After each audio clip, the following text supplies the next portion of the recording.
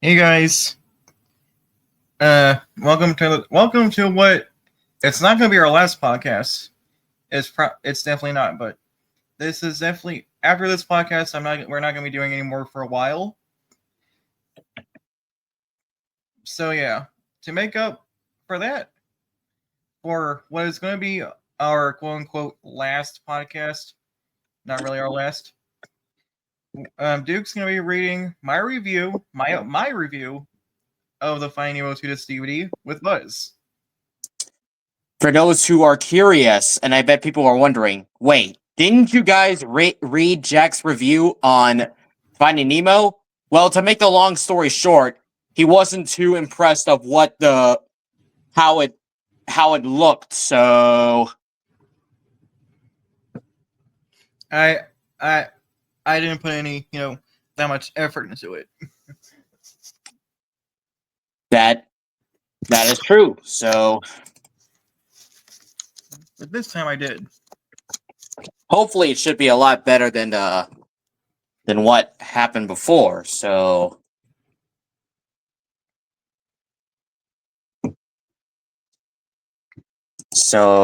yeah. Hopefully my computer does not go haywire on me and disconnect for no reason. Otherwise, I'll probably have to get a new computer for Christmas this year, but we'll have to see about that. But anyway, here is the review, and already though it looks probably better than the last time we read, but we'll see. We'll see that momentarily. I protect the galaxy from the threat of invasion.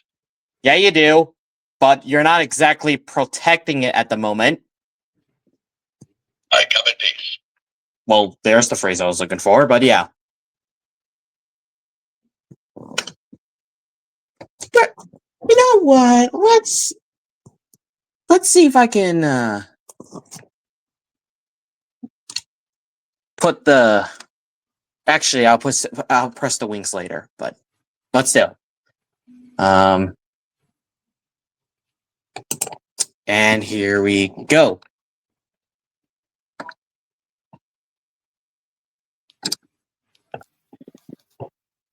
All right, here we go. And hopefully, Disney does not copyright me for this when I used Toy Story music, quote unquote, but actually music from the video game from the Super Nintendo. Even though I don't think it's Finding Nemo related, but still. Finding Nemo is my all-time favorite Pixar film. Probably better than A Bug's Life, at least. Everything about it, the plot, the characters, animation is just amazing. Although it did scare me back then. I'll explain why later, and I do mean later. The bouncing lamp beneath the Disney castle has brought us another masterpiece. This one takes place in the Great Barrier Reef. Very interesting scenery right there. And starts with a clownfish named Marlin, played by, of course, Albert Brooks, who unfortunately lost his life, Coral, and all except one of their eggs to a nightmarish barracuda attack.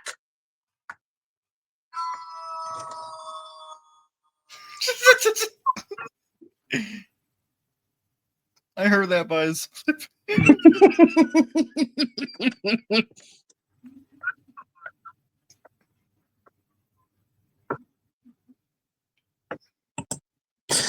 Anyway, yeah, not even 2 minutes into the movie, we see something terrifying.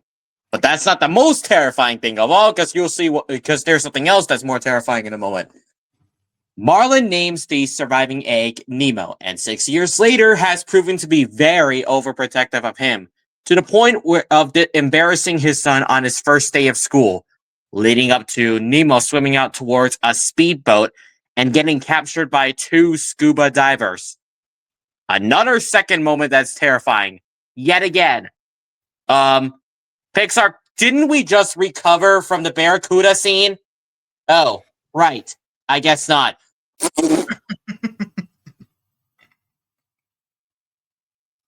Marlin desperately searches for them, only to bump into Dory, a blue tang with short-term memory loss. Together with the help of other marine life, such as a group of sea turtles and a pelican who knows about Nemo's whereabouts, they try to find Nemo before it's too late. Why do I say before it's too late?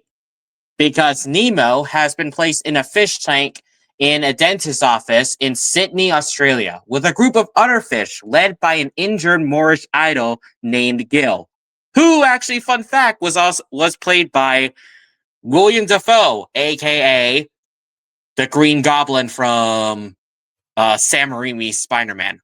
Yep. Yeah. Who would have thought Green Goblin would have played?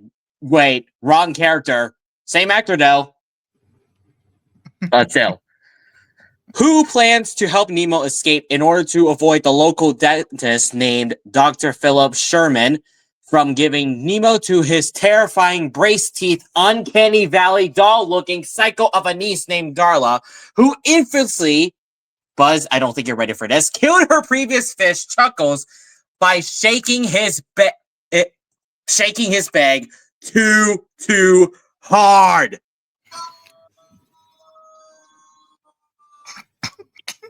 Are you done?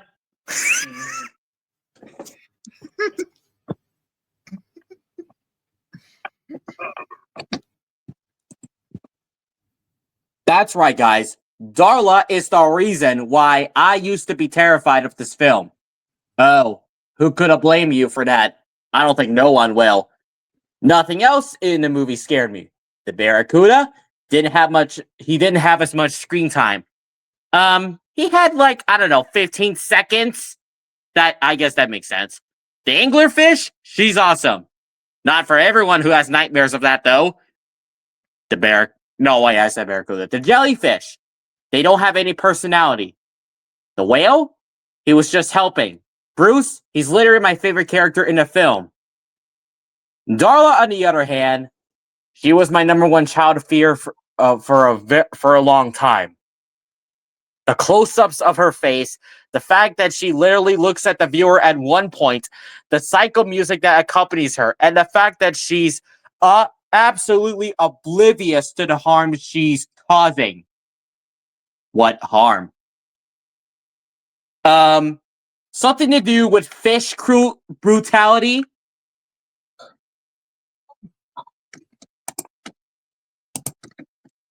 Fish brutality.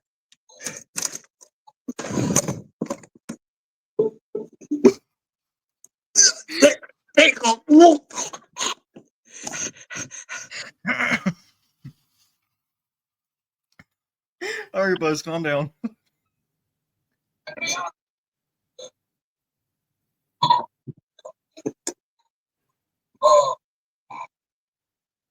Are you done? Yeah, he's done.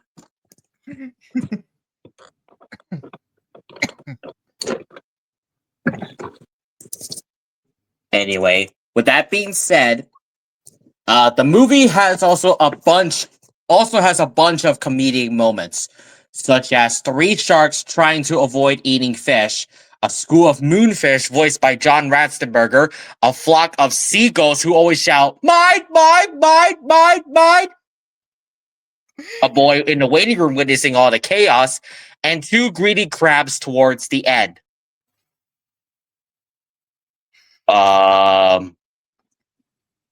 Why do they keep saying mine?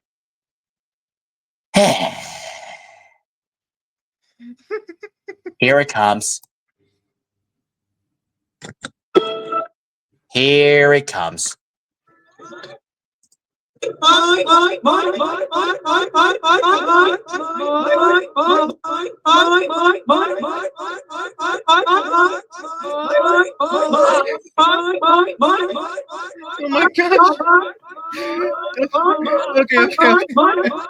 Okay.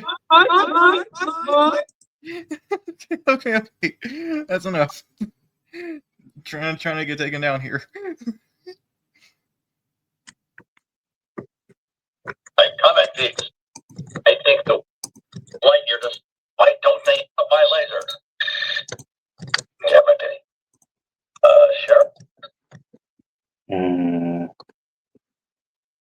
Yep. Really? Yep. Buzz, that's it. That's what the seagulls are. They don't say anything else. They don't say anything else except only one word. Boy,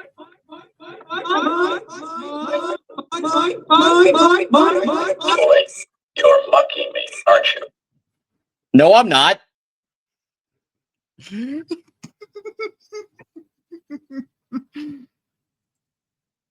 It's mine.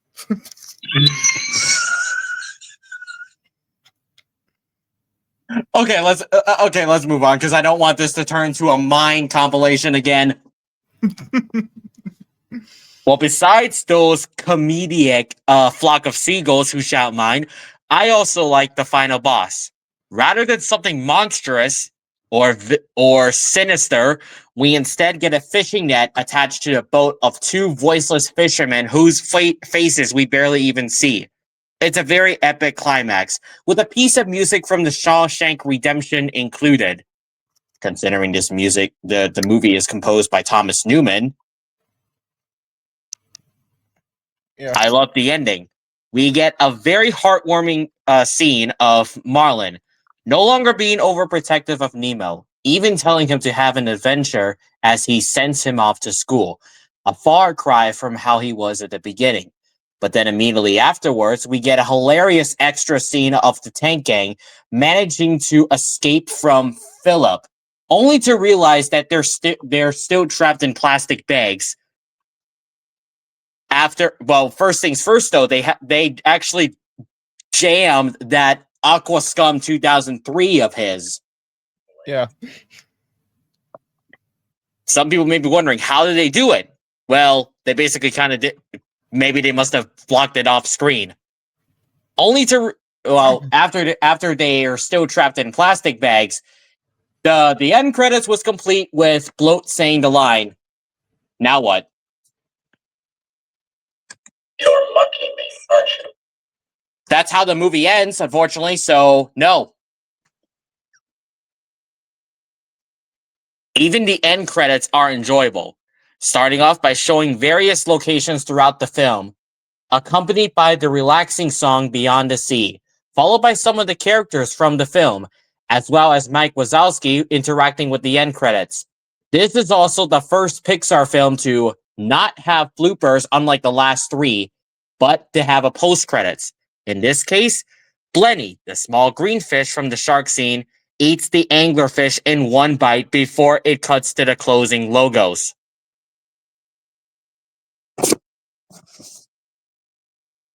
Say what? Buzz?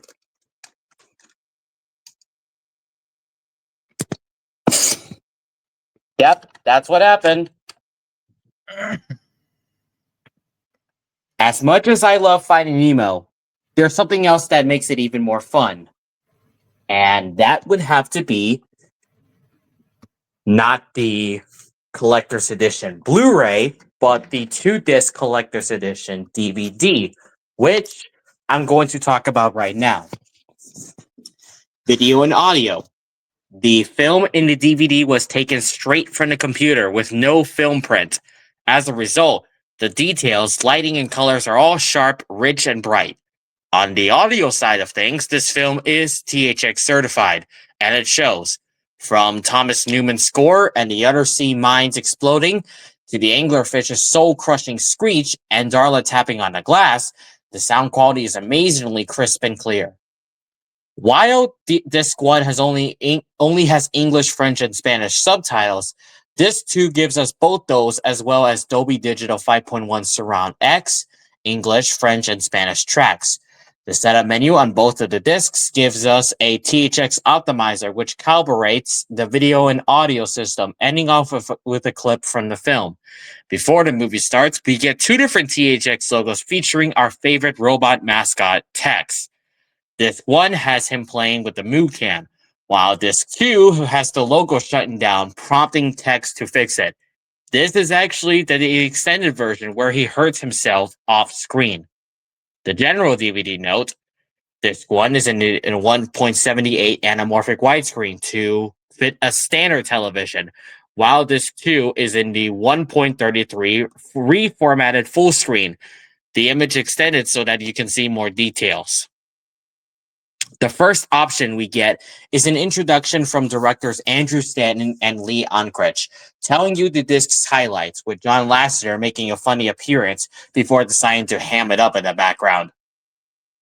The first listing on the bonus features menu is the Making Nemo featurette, a documentary about how the film was made, with footage of the production and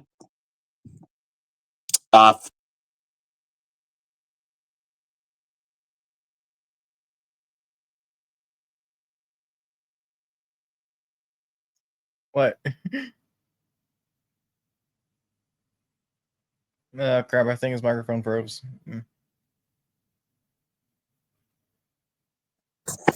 What I'm saying is, Making Nemo featurette is a documentary about how the film was made, featuring footage of the production, test animations, and the Pixar staff having fun. The steps the crew had to go through to make the final film is very interesting.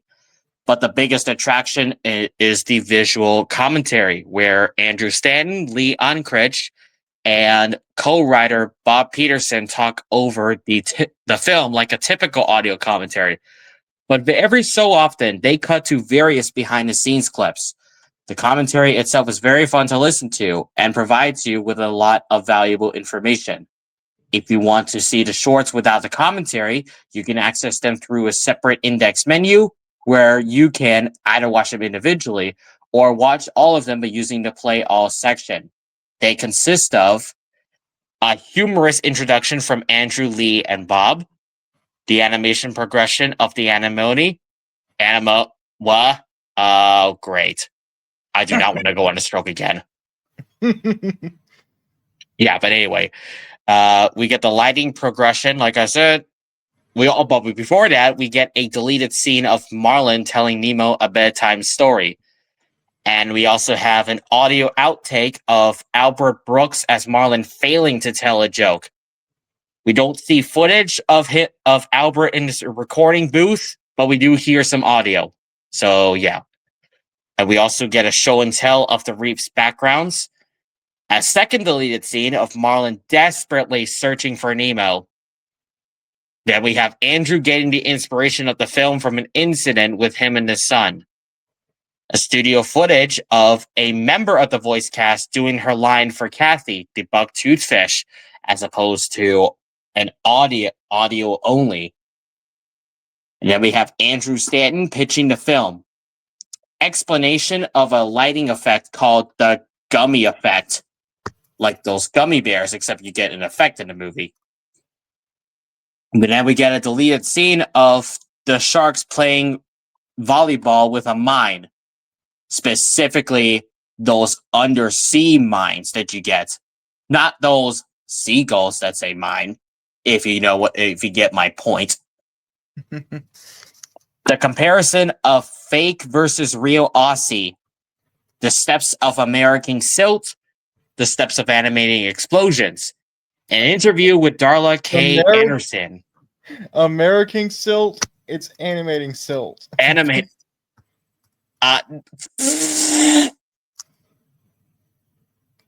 Something must have slipped out of my tongue again. And anyway, yes, animating silt. And then we get an interview with Darla K. Anderson, a Pixar employee who Darla was, of course, who Darla was named after. Are you done? Are you done? Buzz, stop it. Oh, for the love of Pete! Yes, I know Darla is terrifying, but don't rub it in. At least she's not in. At least she doesn't come across you and Woody. Otherwise, Darla and Sid would be a very terrible idea. Moving right along, we get another audio outtake, but this time for Ellen DeGeneres, the voice of Dory, who is sleep talking. After that, we get a music and sound effects only clip. How come the sound effects only clip? How come the sound effects only was not in fine? Anyway, the comparisons between the tiki heads in the fish tank and the Pixar employees, they are caricatured for, or after. And then we get an explanation of the fantasy escape sequence. And then we get a simulation and progression of the school of fish. The problems of animating jellyfish. Animating reflections. And 2 deleted scenes. There being Gil lying to Nemo. A deleted scene of the early version of Crush, who literally, I kid you not, became a hippie.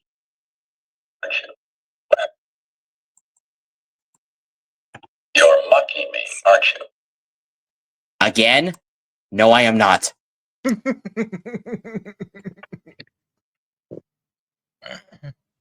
And then we get designs of the kids' turtle shells. It references Andrew made to MA. The various objects we see in the dentist's office. A map showing the EAC, or also known as the East Australian Current. A deleted scene of Dory trying to calm Marlin down. Why did I say Nemo again, for Pete's sake? We get studio footage of Ellen DeGeneres speaking whale rather than audio. Test animation of the whale slowly approaching behind Marlin. And then we get another footage related to the whale.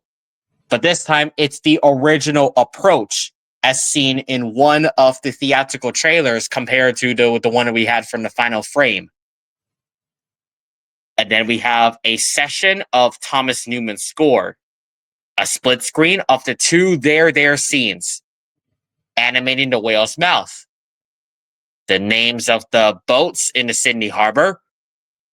Another studio footage, but this time for Jeffrey Rush holding his tongue while voicing Nigel. And then we get a multi-language reel of one of the seagulls saying mine. And then we get we have coverage animation of Nigel flying away from the seagulls. And then we see animation, behind the scenes of animating Nigel. We also have an extended deleted scene of Nemo in the sewage treatment facility. And the last one is studio footage of, we have another studio footage, but it's time for one of the actors who voiced one of the crabs named Bernie, named Rove McManus. And then we have animation of the fishing net sequence. And then we have another audio outtake of Albert Brooks yet again, but instead of failing to tell a joke, we have him hear him playing as Marlin, delivering the punchline.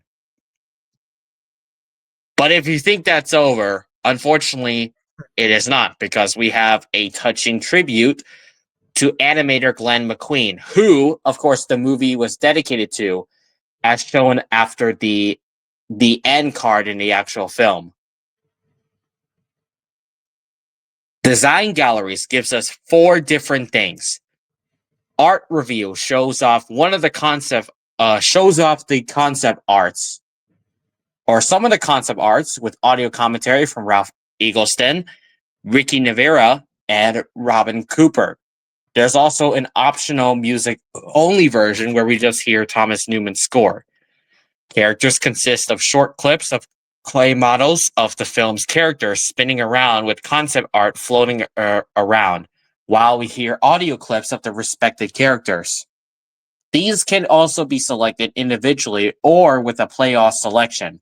They consist of Marlin, Nemo, Dory, Ted, Sheldon, Pearl, Barracuda, Bruce, Anchor, Chum, Anglerfish, Crush, Squirt, Gill, Gurgle, Bubbles, Jocks, Deb and Flo, Bloat, Nigel, Gerode, Dentist, and Darla.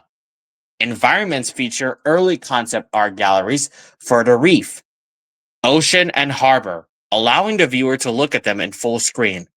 And finally, Color Scripts is a slideshow of concepts made by Ralph Eggleston to convey the mood of each scene. On almost every menu is a fish icon in the corner of a screen. Press it and the menu text disappears, turning your TV into a virtual aquarium where we get to see and hear the following environments. They are also accessible in the virtual aquarium index menu. 7 of them being Reef, Plate Coral, School of Fish, Drop Off, Animate, never mind, Jellyfish, and Sandy Reef. I do not want to go on a stroke again. I really don't. Crash landed here by mistake. Toy, you're mocking me, aren't you? Never mind. Toy. And then we have Disc 2 bonus features. So just like Disc 1, we get an introduction from Andrew and Lee on here.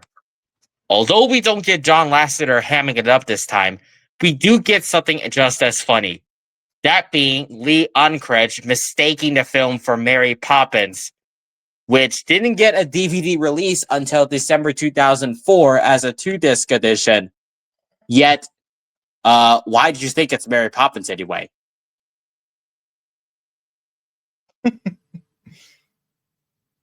Available on both the main and bonus features menus is a short film called Exploring the Reef, where Jean Mitchell Castillo tries to make a documentary on the ocean, like one of those National Geographic type of, like those National Geographic documentaries, or what you see on Animal Planet, only to get interrupted by Dory, Marlin, and Nemo. Hilarity ensues. A lot of hilarity, indeed. Yeah.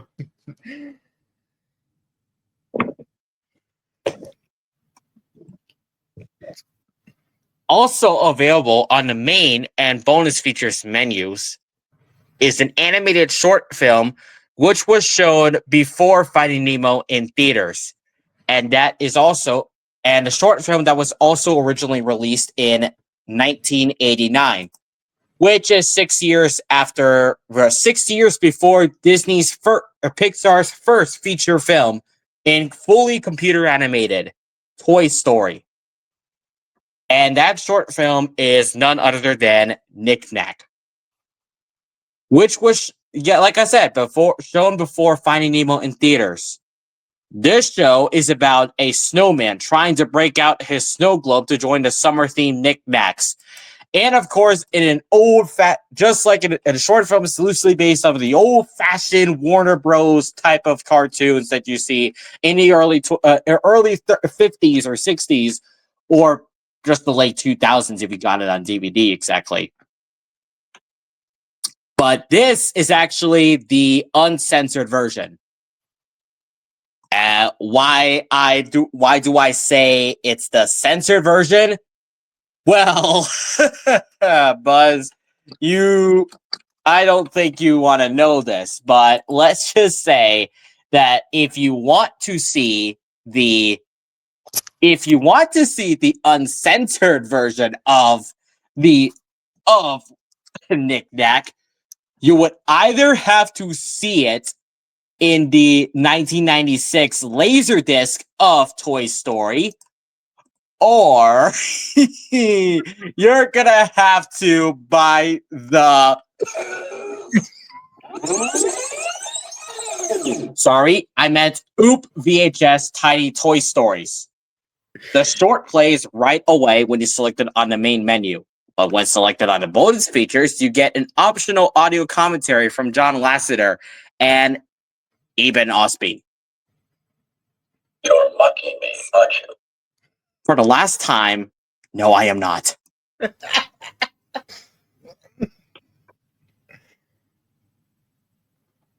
Do I want to know what this uncensored version is? Do I have to show you it? Go on. Space Rangers fear nothing. Oh, really? Oh, really? Oh, really? Well, here is the...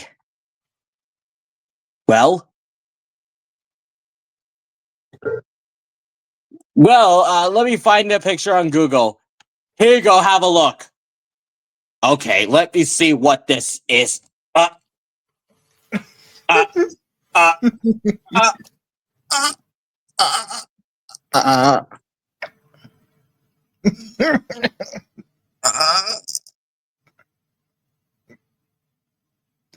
Sorry about this, Buzz.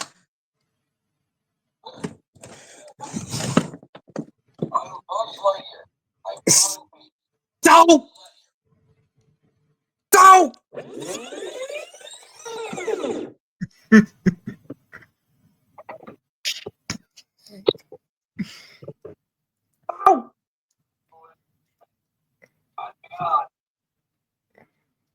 Take two. Well, here's the picture of the original knick-knack just right here. Oh, great. Let me see what it is. Uh, uh, uh, uh,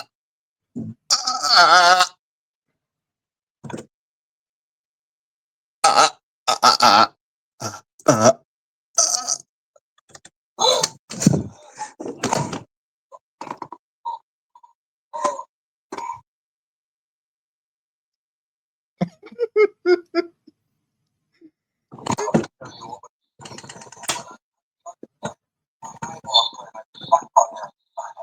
Sounds like a you problem. Excuse me? Just kidding.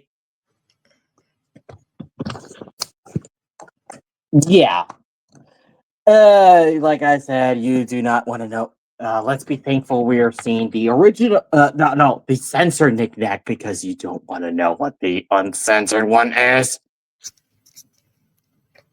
All right, and Pure the Norm. I know it's called OOP, but Duke likes to call it. In the famous words of Bruno Mars, sorry about this, Katie. Hopefully she sees to make this understandable.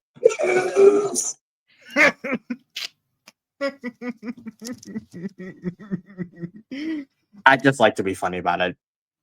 Moving right along, though, there's more fun stuff on the bonus features menu. Something that doesn't involve the uncensored knick-knack.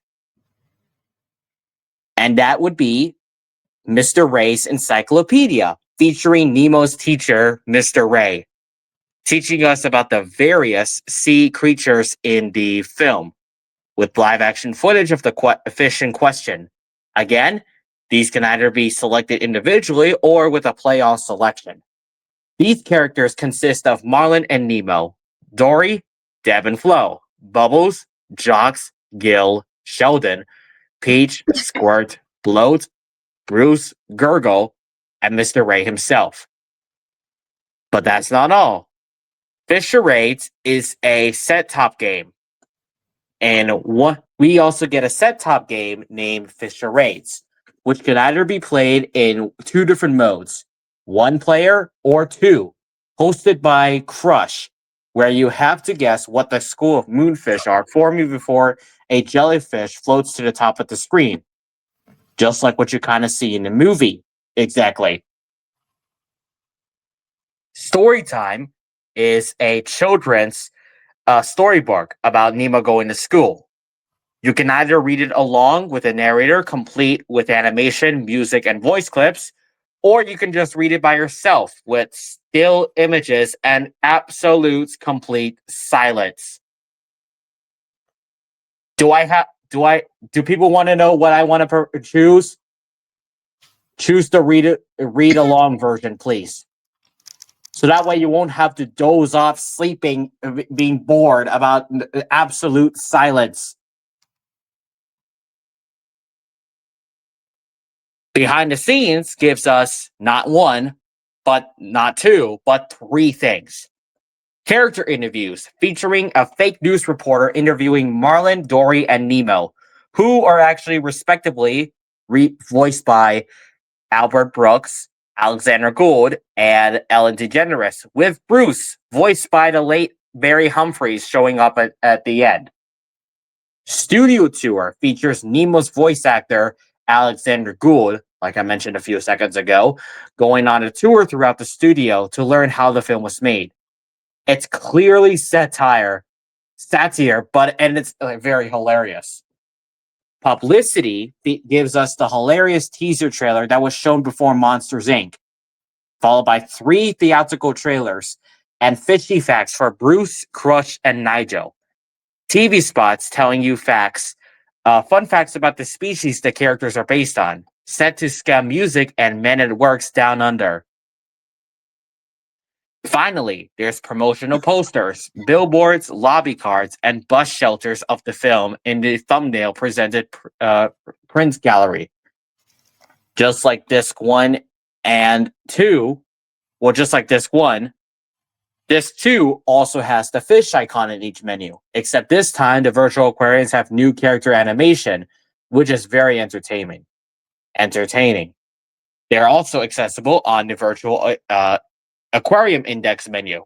And here's 4 of them, being Volcano Day and Night, Shipwreck Day, and Tiki's. The main difference with the disc 2 DVD, though, is that once you first insert the disc, though, aside from the blue FBI warnings, and we get the iconic coming soon bumpers. The first thing we get, though, is the hilarious teaser trailer for The Incredibles. A trailer for the underrated Home on the Range. A sneak peek at The Lion King 1.5, whose title is a knockout, literally. And a video preview for the Santa Claus 2, where Santa Claus, aka Scott Calvin, has to get married.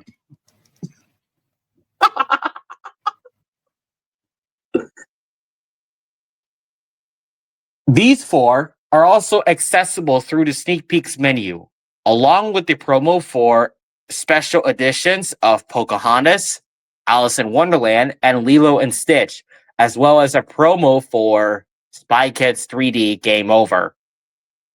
The following Easter eggs we get is both discs have Easter eggs that can be accessed by finding a green fish highlight. Although having over 9 total in 2 discs, we get 6 on the first disc and 3 on the second one. And the following are the bonus features menu on disc 1, having a short clip of Dory breaking the 4th wall. Also on the bonus features menu is Bruce highlighting the bonus features. On the visual commentary index, Bruce is getting very impatient with us. On the visual commentary, we see footage of Dory tickling Bruce. On the aquarium menu, Bruce tells us how to put on the virtual aquarium. Even if we don't necessarily have to hear him, or if anyone is new to the DVD, I think that Bruce is actually a really good helper out there. On the setup menu, Bruce gives us a life lesson. On the second disc, for disc 2, is a commercial for the Aqua Scum 2003. There's not a chance I'm owning that one. Even if it was real, that was. With a laser light. That's supposed to be a light bulb that blinks.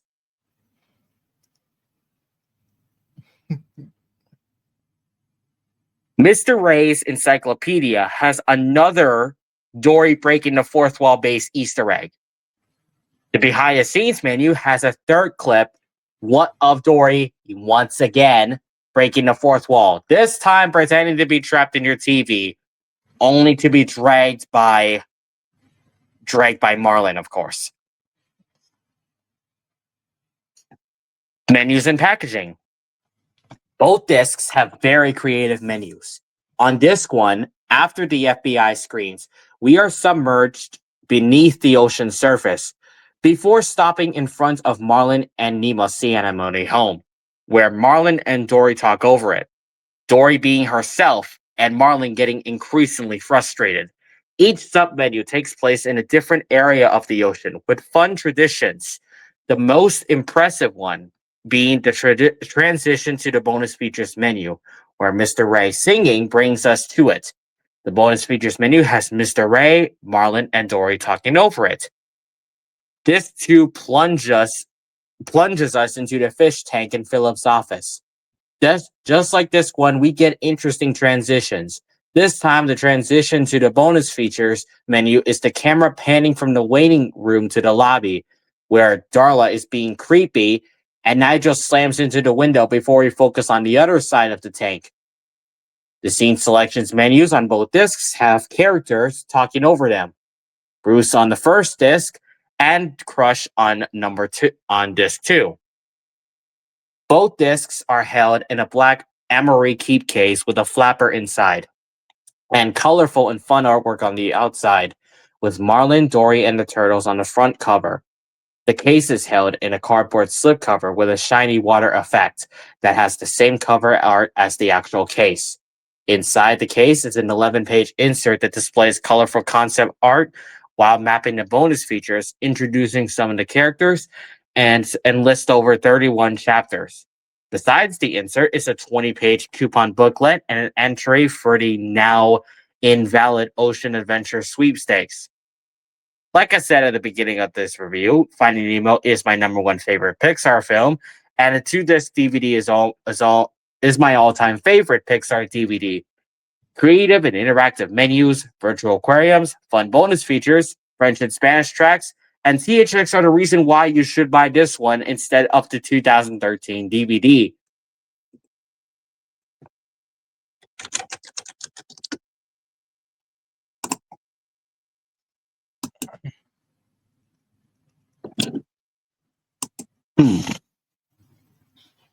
What do we get for the 2013 release? We only get Knick Knack, we get a filmmakers roundtable, and only one virtual aquarium. Unfortunately, we do not get anything else, though. We do not get any Easter eggs. We do not get a visual commentary.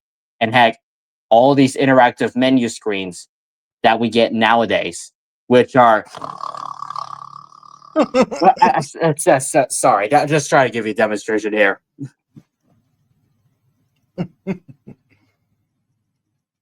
But it's not like grandma's. It's not like you're gonna be like someone you're gonna have your grandma watch the 2013 DVD menu screen, and next thing you know, it's just gonna go. Yeah. Sorry, grandma. I know it's boring. I'll just go with the 2003 and making fun for you.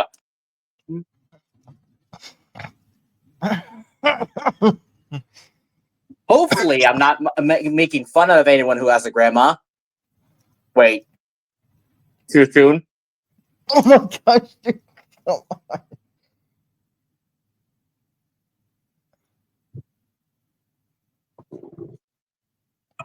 on. Okay. Well, Buzz, what did you think? Well, besides this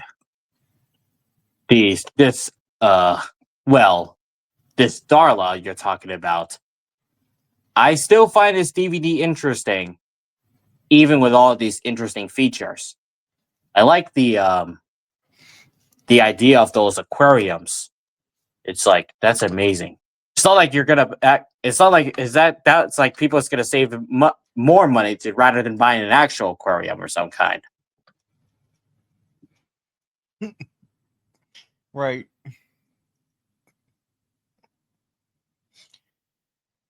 Well, guys, that is it for our reading of my review of the Finding Nemo DVD.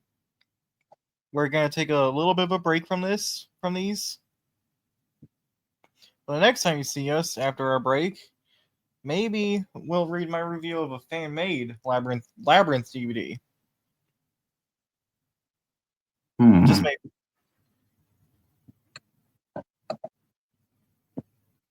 Just maybe. Anyway, say bye for now, Buzz. To infinity and beyond. Okay. Close enough. I'm gonna end recording now. See you later, guys.